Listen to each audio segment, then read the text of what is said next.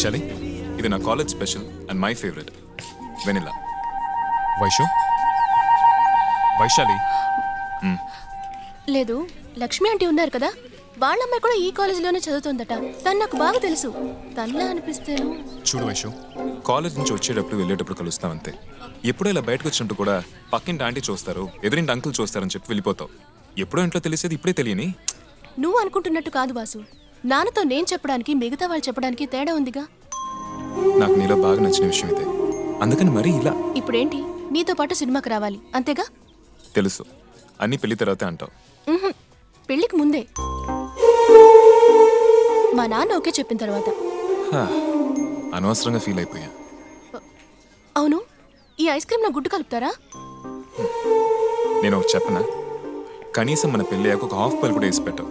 దానికి కూడా మీ నాన్న అడగాలంటావు. ఇది మళ్ళీ చెప్పు. ఒక హాఫ్ పల్ వేసి పెడతావని అడిగాను.